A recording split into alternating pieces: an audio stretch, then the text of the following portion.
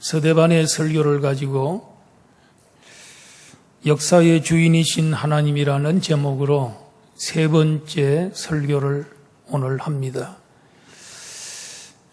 첫 번째 시간에는 아브라함부터 야곱까지 역사를, 둘째 시간에는 요셉부터 모세까지, 그리고 오늘은 모세의 남은 사역부터 서대반의 순교까지의 역사를 살펴보려고 합니다. 역사의 주인은 누구십니까? 하나님이시죠. 또 역사의 주인공은 누굽니까? 우리입니다. 그런데 이 세상에는 두 종류의 사람이 있습니다. 역사의 주인이신 하나님의 계획과 통치와 뜻에 순종하는 사람들이 있는가 하면 반대로 하나님의 계획과 뜻과 통치에 반역하고 또 불순종하는 사람들이 있습니다.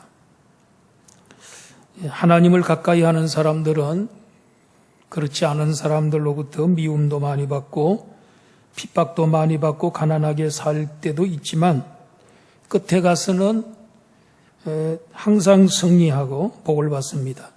그러나 하나님을 멀리하는 사람들은 교만하고 자기를 자랑하고 하나님을 가까이 하는 사람들을 핍박하지만 결국에는 패망하고 맙니다. 우리는 어느 편에 서야 하겠습니까? 하나님을 가까이 하고 복을 받아야 할 것입니다.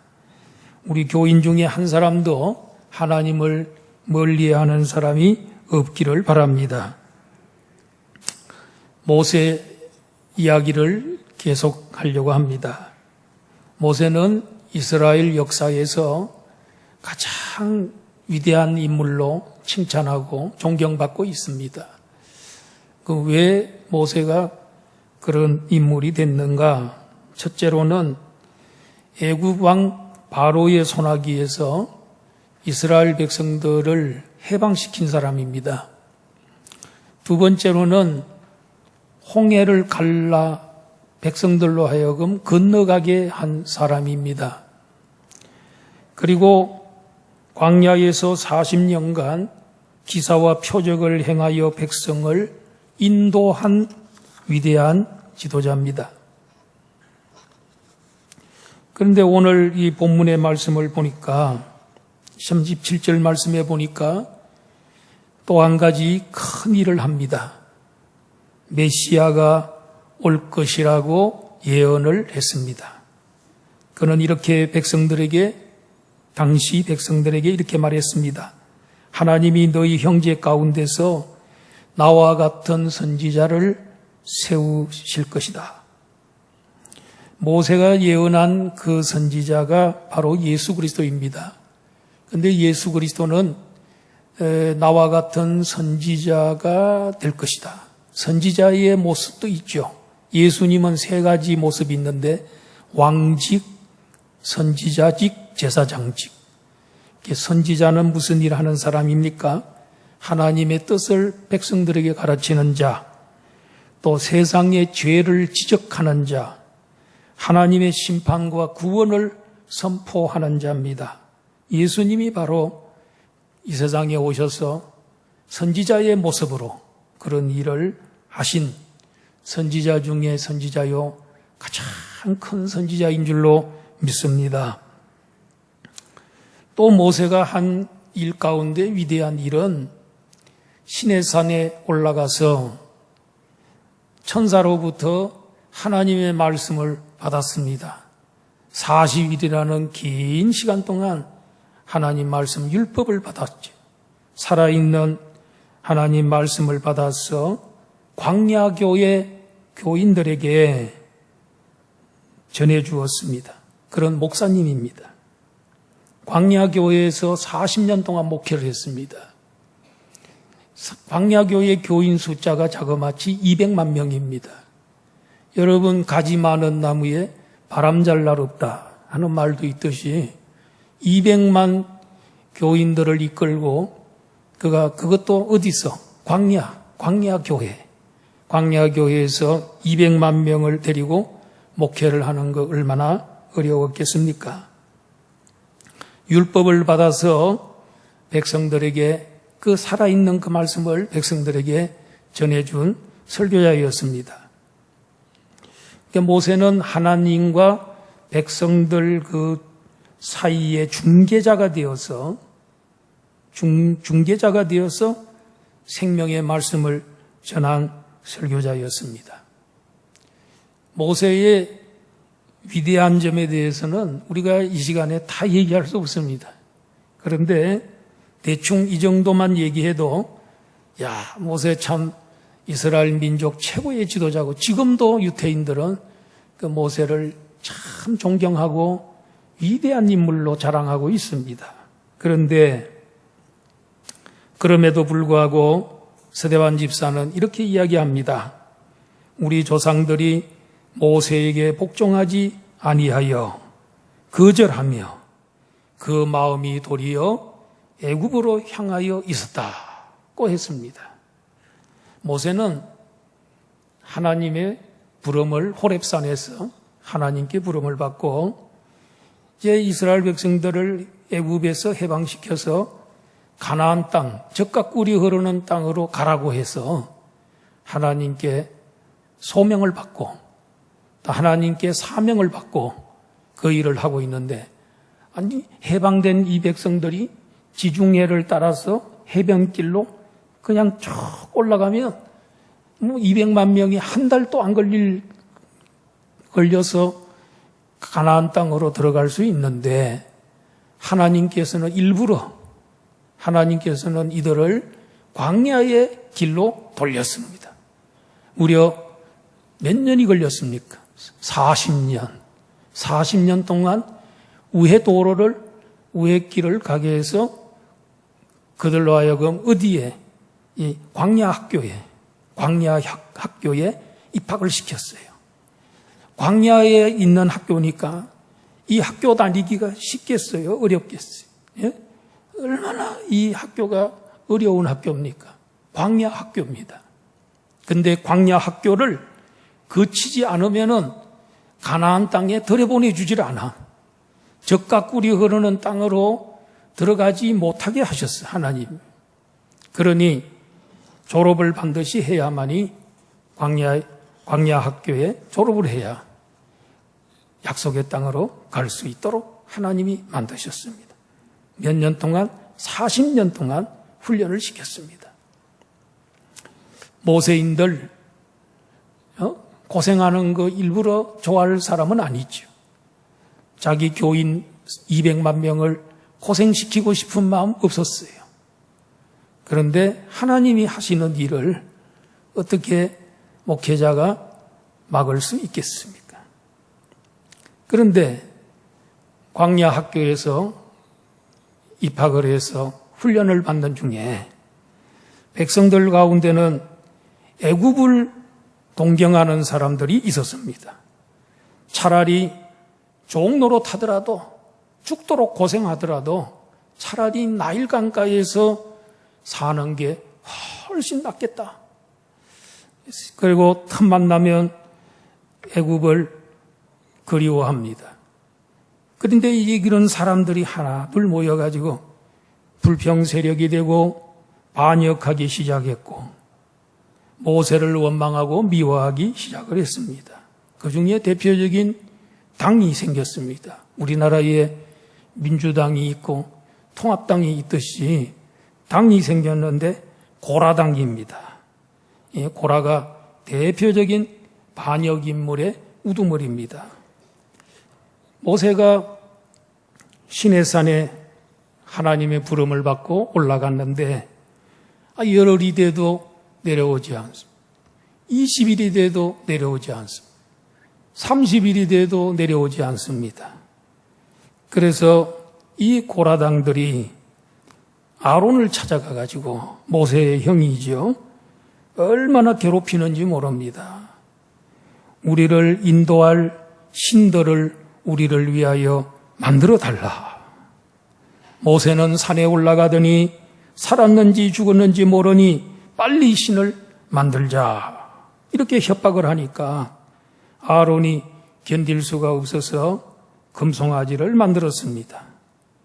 그리고 그 금송아지를 우리를 애굽에서 인도한 신이요, 앞으로 또 우리의 갈 길을 인도하는 신이다. 이렇게 하면서 그 신 앞에 제사를 드리고 춤을 추면서 뛰놀며 잔치를 하게 되었습니다. 그들이 아론에게 한 말을 잘 들어보시기 바랍니다. 우리를 인도할 신들을 우리를 위하여 만들자. 우상은 항상 만들 때 보면 자기를 위해서. 그래서 팀켈러 목사님은 책 제목이 있는데 내가 만든 신. 이 세상에 있는 모든 신, 하나님을 제외한 모든 신은 그 신이 아닙니다. 가짜입니다. 없는 건데 있다고 생각하는데 다 자기를 위해서만, 자기가 만든 겁니다. 그래서 어부들은요, 험한 바다를 나가서 고기를 잡는 어부들은 풍랑으로 많이 죽기 때문에 그래서 용왕님이 계시다고 만들어가지고 그 용왕에게 기도하고 제사 드리고 출항을 한단 말이에요. 내가 만든 신이죠. 바다에서 나를 지켜달라고 내가 신을 만들어 놓고 그 신을 섬기는 것입니다. 내가 우리를 위하여 신들을 만들자. 이래서 드디어 금송아지를 만들었던 걸 볼 수 있습니다. 그러나 이 세상의 모든 신은 자기의 필요에 의해서 자기들이 만들고 또 산의 바위에다가 그 신들을 또 이렇게 만들기도 하고 나무를 깎아서 만들기도 하고 다 자기를 보호하고 자기 가족을 위해서 이렇게 만든 겁니다. 그러나 우리 하나님은 그런 형상을 만들지 말라는 거예요. 우리 하나님은 스스로 존재하시는 유일하신 하나님인 줄 믿습니다. 신은 하나님 한 분밖에 없어요. 하나님 그분을 우리가 잘 섬기고 순종하면 하나님 우리에게 복 주는 겁니다. 우리가 복 받으려고 믿는 거 아닙니다. 하나님 잘 섬기고 그분의 뜻에 복종하면 하나님이 기쁘셔서 우리에게 복을 주는 줄로 믿습니다. 후에 이 금송아지 섬기던 사람들 어떻게 됐죠? 그 시내산에 하나님께서 지진이 일어나게 했어요. 그 땅이 막 갈라져가지고 그 갈라진 땅에 다 쓸어 들어갔습니다. 그래서 다 그들이 죽게 됐습니다. 이렇게 애굽파, 고라당 같은 그런 사람이 있는가 하면 한 부류의 반역자들은 하늘의 군대를 섬겼다고 했습니다. 이 하늘의 군대를 다른 말로 하늘의 군상, 하늘에 뭐가 있습니까? 해와 달과 별들이 있잖아요. 우리가 지금 옛날만 해도 우리가 어릴 때만 해도 그 달나라에 대해서 거기에 토끼 2마리가 있는 줄 알았어요. 그리고 개수나무가 있는 줄 알았어요. 그래서 노래를 지을 때에 개수나무 있고 그 다음에 토끼가 있고 이런 줄 알았어요. 그런데 아폴로호가 거기에 도착해 보니까 황량한 물판이 아무것도 없어요. 물도 없고 나무도 한 그루도 없는, 사람이 살 수 없는 그 땅이에요. 그냥 먼지만 쌓여있는 그와 같은 곳이었습니다. 그 신으로 알고 얼마나 수천 년을 신으로 섬겼습니다.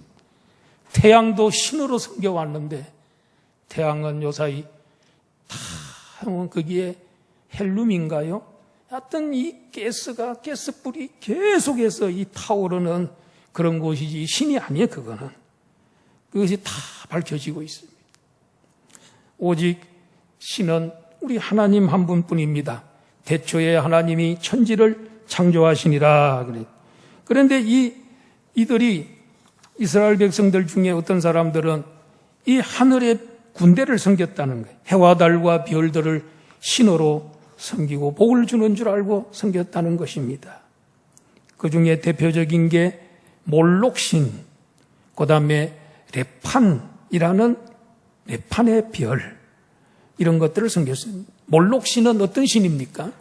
몰록신은 이 자기들의 안녕을 위해서 자기 자식을 죽여서 자식을 제물로 바치는, 세상에 자기의 행복을 위해서 자기 자식을 제물로 바치는 이런 악한 종교가 어디에 있습니까? 하기야 우리 하나님도 아브라함에게 사랑하는 독자 이삭을 모리아 땅에 가서 번제로 바쳐라 이랬지 않습니까? 근데 하나님께서 인간 제물을 받고 싶어서 그랬을까요? 아니지요. 하나님께서는 아브라함의 믿음을 테스트하기 위해서 정말 하나님을 경외하는지 하나님께 순종하는지를 하나님께서 테스트하고 복을 주려고 그렇게 물어보신 것이죠. 요구하신 것이죠. 모리아 땅에 가서 이삭을 결박해서 장작더미 위에 올려놓고 칼을 빼서 각을 떨려고 죽이려고 내리치고 있는 순간에 하나님이 급하게 부르시면서 아브라함아 아브라함아 아들에게 손을 대지 말아라. 뒤를 돌아봐라. 수풀에 있는 짐승으로 제사를 대신 드려라. 그래서 아브라함은 하나님 앞에 합격을 했습니다. 하나님이 너무 기쁘셔서 네가 이제야 나를 경외하는 줄 알았다. 그리고 네가 나를 사랑하는 줄 이제야 내가 알았다. 내가 너에게 복주고 복주며 번성케 하고 번성케 하겠다. 너의 후손들이 하늘의 별처럼 많게 해주겠다. 가나안 땅을 내 너희들에게 주겠다. 그리고 너의 후손이 천한 만민의 복덩어리가 될 것이다. 하나님이 뭐 더 복주고 싶은데 더 복줄 게 없어가지고 내가 번성케 하고 번성케 하는데 내가 더 맹세할 자가 내보다 더 높은 자가 없어서 내가 나를 두고 맹세하는데 너는 복받을 거다. 번성케 될 거다. 하면서 하나님이 복을 주신 줄로 믿습니다. 결국은 하늘의 별들을 신으로 섬겼던 이들에게 하나님이 이런 벌을 줍니다. 내가 너희를 바벨론 밖으로 옮기겠다. 즉 바벨론의 저 먼 곳으로 포로로 가게끔 할 것이다. 고 예언하셨습니다. 이렇게 모세가 참으로 이 훌륭한 주의 일꾼이었지만은 그런 모세에게도 반역하고 애굽으로 돌아가자는 파가 있고 또 그 다음에 하늘의 이 군상들을 섬기는 그와 같은 사람들이 있었다는 거예요. 하나님이 어느 날 시내 광야에 있을 때 모세로 하여금 시내산으로 올라와라 했어요. 올라갔더니 하나님께서 성막을 보여주셨습니다. 이제 네가 지금 이 본 성막 이것을 건설하라는 건립을 하라는 것입니다. 그래서 하나님이 모든 그 모양과 이 그 사이즈와 이런 거 다 하나님이 알려주는데 무려 40일이 걸렸습니다. 그걸 보고 오는데 확실하게 보고 모세가 익히고 내려왔습니다. 그래서 성막을 졌습니다. 그 성막이 이스라엘 백성들의 한가운데 졌습니다. 그리고 이 성곽이 사각으로 되어 있는데 성막이 그 동서남북 모퉁이의 세 지파씩 진을 치고 군대 천막처럼 그게 바로 진영이거든요. 바로 이 군인들이거든요. 이들이. 그래서 다 진을 치게 만들고 이래가지고 하나님은 백성들 가운데 있고 하나님은 어디에 계십니까? 그 성막은 백성들 한가운데 있고 성막 안에는 누가 계시고 하나님이 거기에 계신단 말이에요. 그 하나님께서 나는 이 너희들과 함께 있겠는데 너희들하고 같이 텐트를 치고 나도 텐트를 치고 너희들과 같이 함께 하겠다. 나는 임마누엘 하겠다. 내가 하나님인데 너희들과 같이 이 텐트 속에서 텐트 같이 치고 이 너희들과 함께 하면서 보호해 주고 도와주겠다. 이렇게 하셨습니다. 이 성막의 특징은 이동하기가 좋다는 거예요. 금방 걷어가죠. 또 가서 정착이 되면 구름 기둥이 멎어지면 또 그게 쫙 금방 또 다시 치고 다시 또 거두고 이게 좋습니다. 그런데 가나안 땅 정복할 때, 여호수아가 가나안을 정복할 때 이 성막을 가지고 들어갔습니다. 그런데 그 성막채로 언제까지 있었습니까? 다윗 때까지 그것이 있었단 말이에요. 어느 날 다윗이 왕이 된 다음에 왕궁에서 이렇게 내려다 보니까 저 밖에 성막이 들판에 있는데 그 성막이 막 이 낡아가지고 바람에 풀러기는 그런 모습들을 보게 됐어요. 나는 지금 옛날에 저 베들레헴에서 목동이었는데 별 볼 일 없는 목동이었는데 하나님이 나를 통일 이스라엘의 왕으로 삼아주시고 이렇게 호화로운 궁궐 속에서 나는 이렇게 잘 살고 있는데 하나님은 어떻게 저 천막 안에서 저렇게 흐름한 곳에서 살고 계시나. 내가 이 양심이 있지. 이래가지고 다윗은 그때 결심한 게 뭐냐면 내가 하나님 위해서 집을 지어 드려야 되겠구나. 하나님 성전을 만들어서 거기에 거하시게끔 해야 되겠구나. 그런 생각을 하고 하나님 앞에 기도를 드렸더니 하나님께서는 너는 전쟁을 너무 많이 하면서 많은 사람들과 싸웠기 때문에 피를 많이 봤다. 너가 성전 건축하면 사람들이 생각할 때 하나님은 피 흘리기를 좋아하는 하나님이겠구나. 그렇게 생각하고 오해할 수 모르니까 너는 안 된다. 너의 아들 솔로몬이 질 것이다. 샬롬이 질 것이다. 평화의 사람이 질 것이다. 이래가지고 성전 건축을 하나님은 거부하셨지만 하나님은 다윗의 그 마음을 하나님 받으셨어요.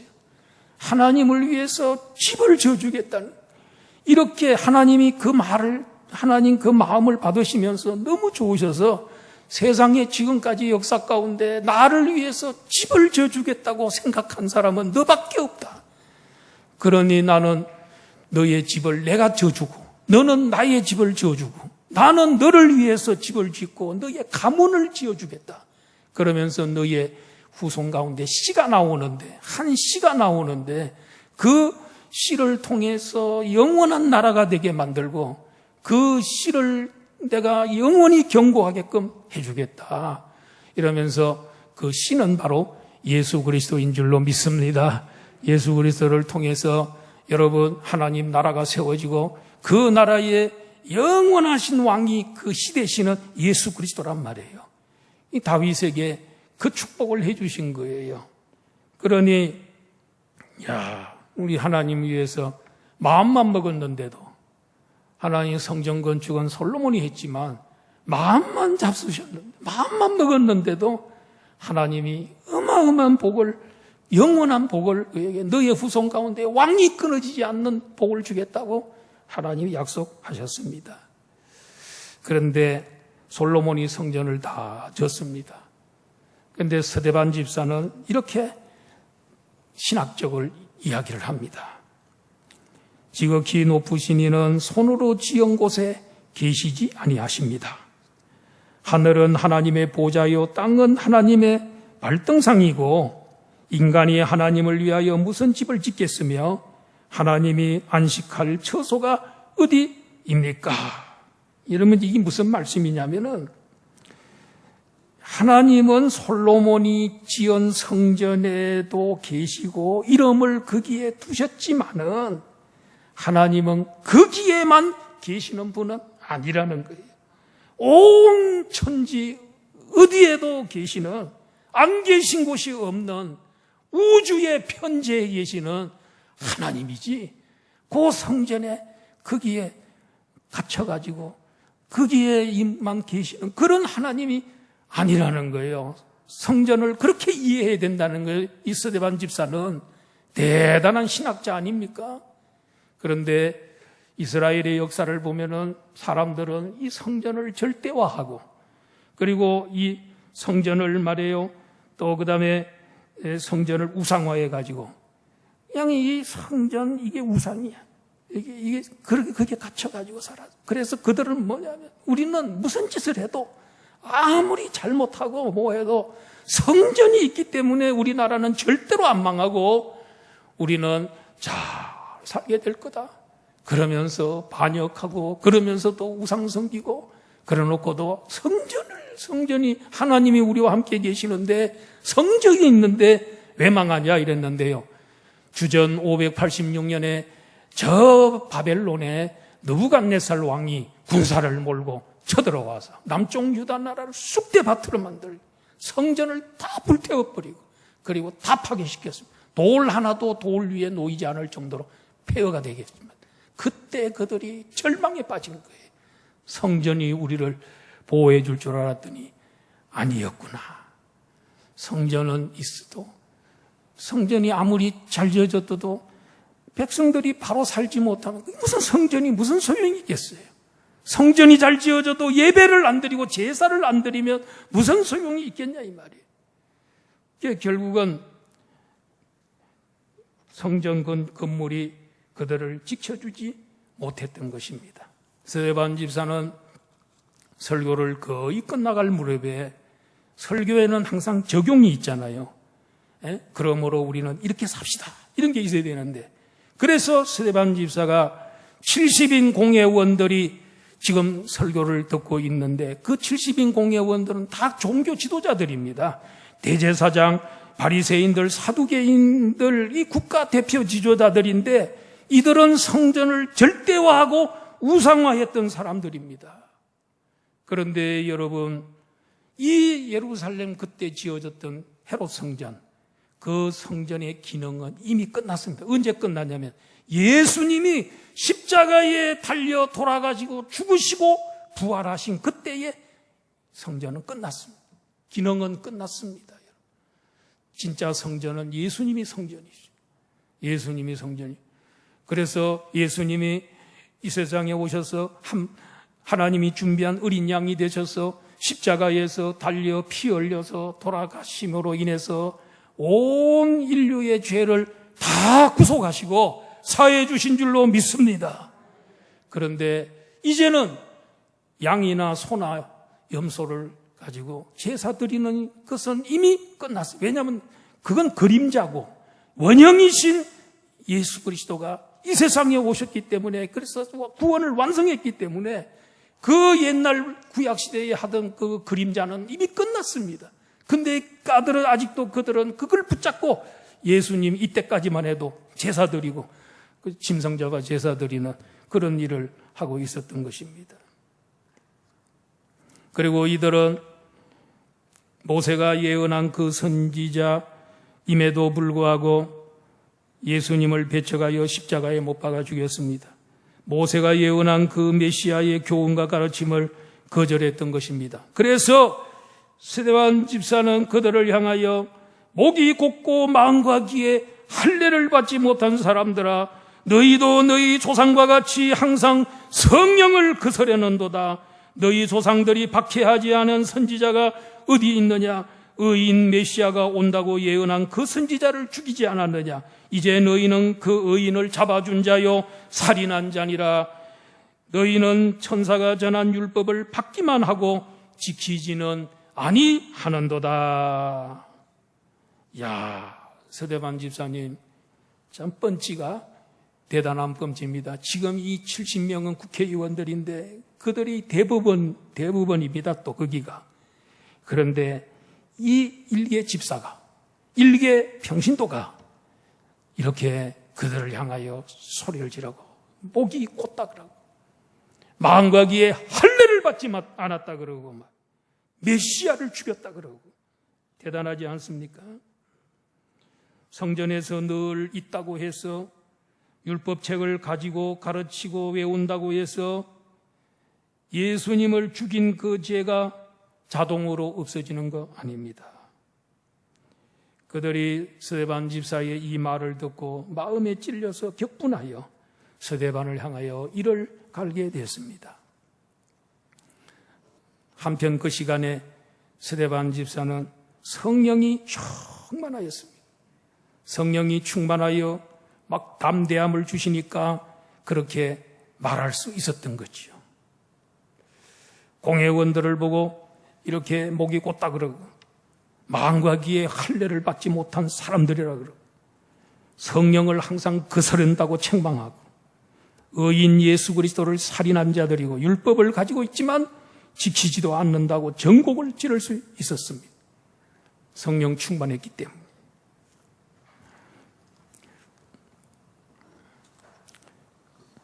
여러분, 스데반이 또 성령이 충만하여 하늘을 우러러 주목하여 하나님의 영광과 그의 우편에 서신 예수님을 봤습니다. 성령이 충만했을 때 영안이 활짝 열렸습니다. 하나님의 보좌를 보게 되었는데 그 영광의 하나님의 보좌에 하나님이 계시고 그 우편에 예수님이 서 있는 것을 보게 되었습니다. 우리도 오늘 이 시간에 아마 성령이 충만한 사람은 혹시 하나님의 보좌와 그 우편에 서신 예수님이 보일지 모릅니다. 한번 보려고 노력해 보시기 바랍니다. 근데 직접은 못 보더라도 믿음의 눈으로는 볼 수 있는 줄 믿습니다. 예, 하나님의 보좌가 있고 그 우편에 주님이 서 계십니다.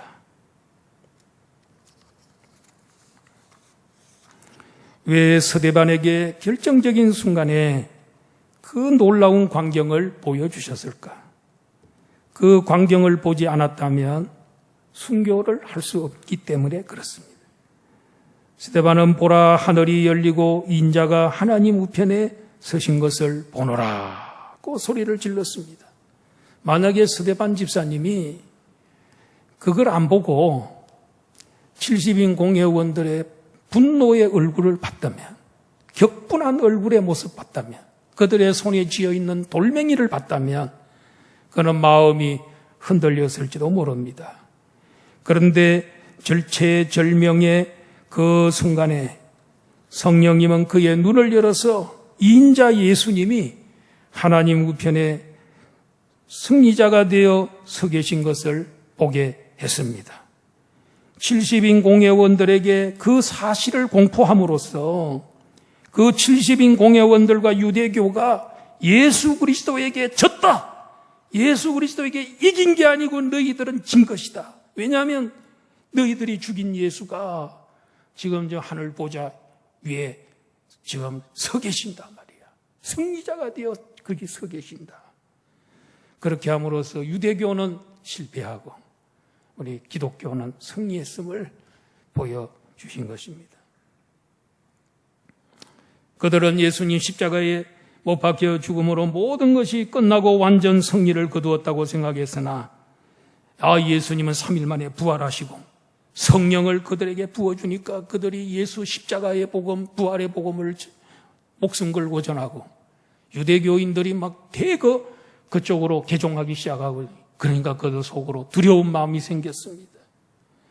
그리고 스데반 집사가 막 예수가 지금 살아있다 그러고 하늘 보좌 우편에 있다고 소리를 지르니까 여러분 완전히 그들은 패배한 것이죠. 마귀의 앞잡이 없음이 판명이 나자 큰 소리를 지르면서 귀를 막고 일제히 달려들어 그를 성 밖으로 내치고 돌로 쳤습니다. 그런데 돌로 칠 때 증인들이 옷을 벗어서 사울이라고 하는 청년의 발 앞에 두더라고 했습니다. 증인들이, 거짓 증인들이 누가 불러왔나 그랬더니 사울이 불러온 거예요.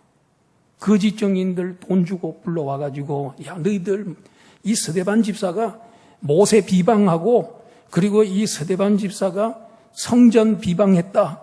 그 얘기를 해라 하고 이렇게 해서 모든 걸 꾸미고 거짓 증언하도록 만든 사람 총책임자가 사울이라는 사람이에요. 이 사울이 누굽니까? 여러분, 바울 사도입니다. 바울 사도.